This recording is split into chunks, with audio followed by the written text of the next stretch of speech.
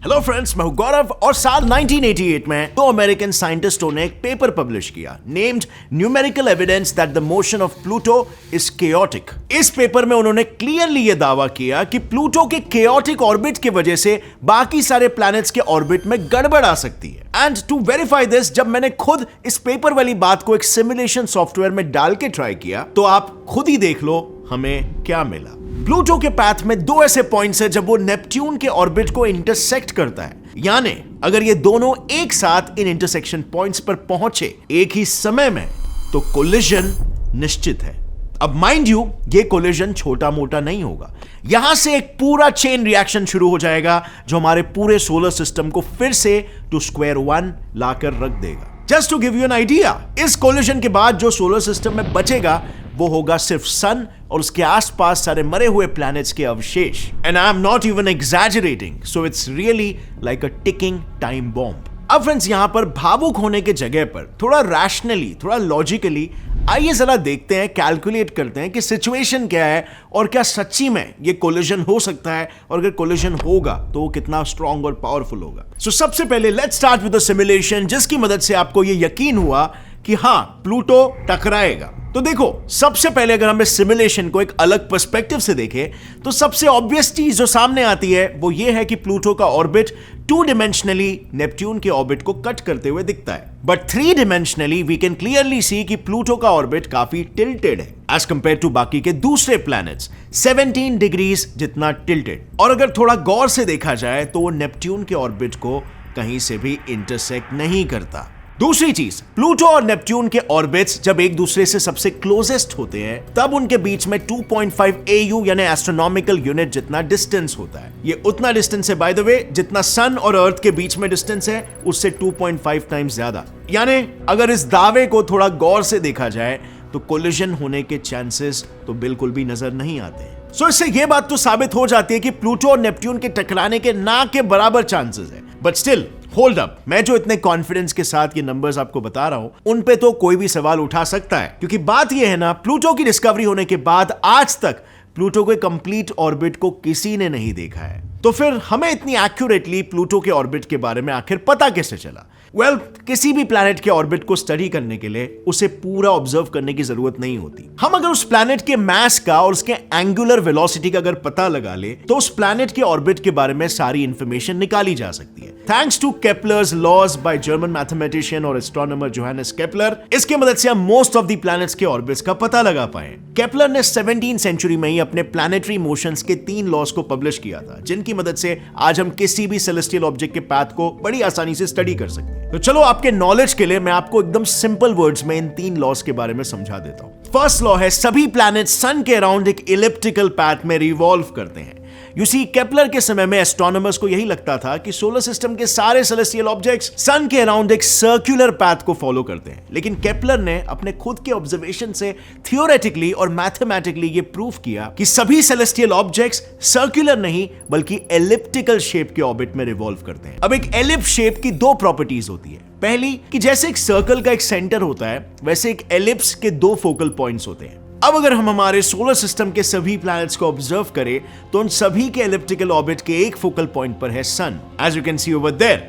Similarly second वाला law भी एकदम इजी है। देखो, according to Kepler second law, कोई भी सेलेस्टियल ऑब्जेक्ट अपने ऑर्बिट में इक्वल इंटरवल्स में इक्वल एरिया कवर करता है। इसे थोड़ा विजुअली एक थॉट एक्सपेरिमेंट के थ्रू समझते हैं। इमेजिन करो एक सन और उसके अराउंड एलिप्टिकल ऑर्बिट में रिवॉल्व करता है ये planet. So now as we all know, sun के ग्रेविटेशनल पुल की वजह से जब कोई भी प्लैनेट सन से दूर होता है तो उसकी वेलोसिटी कम हो जाती है, और जब वो सन के नजदीक होता है तब उसकी वेलोसिटी बढ़ जाती है। बिल्कुल यही कॉन्सेप्ट केपलर के सेकेंड लॉ को एक्सप्लेन कर देता है। सो नाउ इमेजिन कि प्लैनेट हमारे सन से सबसे दूर है, तब बेसिकली अगर हम प्लैनेट से सन तक एक लाइन ड्रॉ करें और फिर स्पेसिफिक इंटरवल के बाद फिर एक लाइन ड्रॉ करें तो हमें एक ट्रायंगुलर सा रीजन मिलेगा। उस ट्रायंगुलर रीजन का एरिया और फिर सेम इंटरवल में सेम एक्सपेरिमेंट को जब हम सन के क्लोजेस्ट पॉइंट से परफॉर्म करेंगे तब उस ट्रायंगुलर रीजन का एरिया, ये दोनों एरिया डिट्टो सेम होगा। And this is what Kepler's second law. And now finally आ जाते हैं most important and most widely used Kepler's third law पर।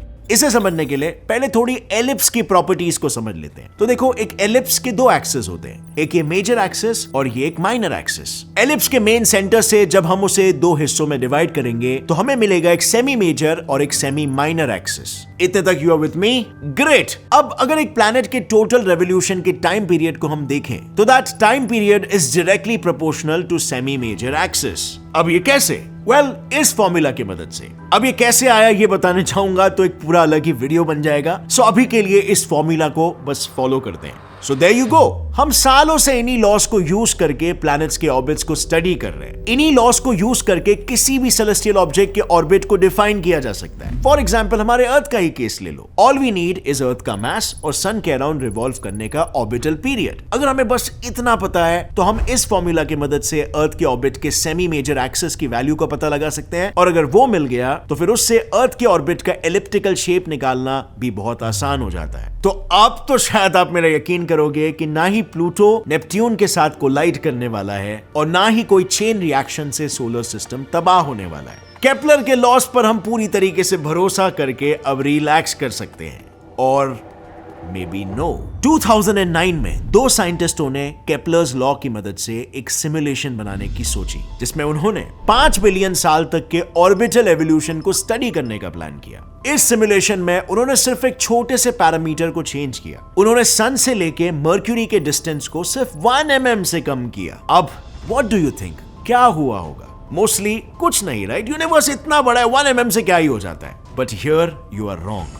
सिर्फ एक इतने से चेंज से हमारा पूरा सोलर सिस्टम इतना केओटिक हो गया, लाइक लिटरली या तो मर्क्यूरी सन में घुस जा रहा था, या तो वीनस से टकरा रहा था, या तो हमारे सारे इनर प्लैनेट्स एक दूसरे से टकरा के तबाह हो जा रहे थे। और इनके इस सिमुलेशन से हम ये कंक्लूड कर सकते हैं कि केपलर के सारे लॉज शॉर्ट इंटरवल के लिए तो परफेक्ट रिजल्ट्स देते हैं, लेकिन लॉन्गर इंटरवल्स में दे डोंट वर्क। तो क्या केपलर के लॉज गलत है? Well, not exactly. You see, Kepler ने अपने लॉज बनाए थे 2 बॉडी प्रॉब्लम्स को मद्देनजर रखते हुए। Again a technical word, but don't worry, इसे सिंपल वर्ड्स में समझते हैं। देखो, केपलर से लेके न्यूटन तक सभी ने अपने लॉज बनाते समय 2 ही मेन ऑब्जेक्ट्स को कंसिडर किया था। For example, sun and Earth, और सन एंड मर्क्यूरी, और मार्स एंड अर्थ। और इसीलिए हम 2 ऑब्जेक्ट्स के बीच हो रहे इंटरैक्शन को एक्यूरेटली प्रेडिक्ट कर सकते हैं। बट अगर हम इसमें एक एक्स्ट्रा ऑब्जेक्ट ऐड कर देते हैं तो लॉन्ग इंटरवल्स में इन लॉज की प्रेडिक्टेबिलिटी चली जाती है, क्योंकि सिस्टम बहुत ही ज्यादा कॉम्प्लिकेटेड हो जाता है। चलो इसे भी एक एक्सपेरिमेंट के साथ समझते हैं। सिंपल पेंडुलम के बारे में तो आपने सुना ही होगा। इसे जब मैं एक एंड तक ले जाके रिलीज करता हूं तो इसका पाथ क्या होगा वो हम इजीली प्रेडिक्ट कर सकते हैं। इवन पाथ क्या, हम इसकी वेलोसिटी, पोटेंशियल और काइनेटिक एनर्जी, टाइम पीरियड, सब कुछ प्रेडिक्ट करके इसकी पूरी कुंडली निकाल सकते हैं। लेकिन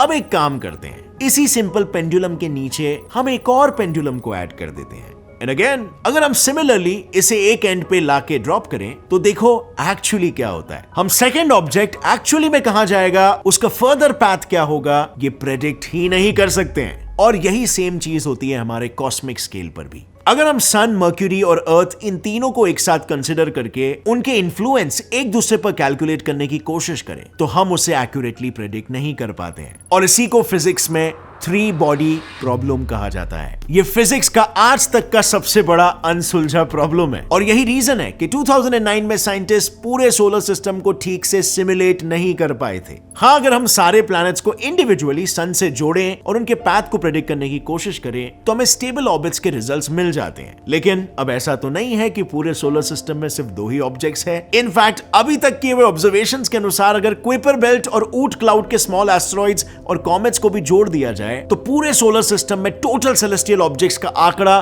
कई बिलियंस और ट्रिलियन से भी ज्यादा होगा। सो जब हम 3 सेलेस्टियल ऑब्जेक्ट्स के मोशन को एक्यूरेटली प्रेडिक्ट नहीं कर पा रहे हैं तो पूरे सोलर सिस्टम का एक एक्यूरेट सिमुलेशन बनाना ऑलमोस्ट नामुमकिन हो जाता है।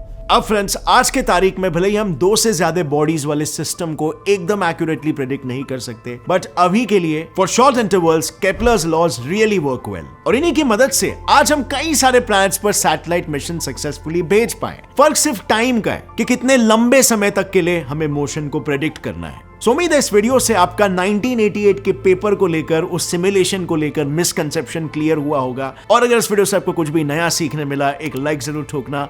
Gate Set Fly Science channel को भी सब्सक्राइब करो और बेल नोटिफिकेशन दबाओ ताकि आगे ऐसे इंटरेस्टिंग और नॉलेजेबल वीडियोस आप कभी भी मिस ना करो। Stay curious friends, as always, जय हिंद।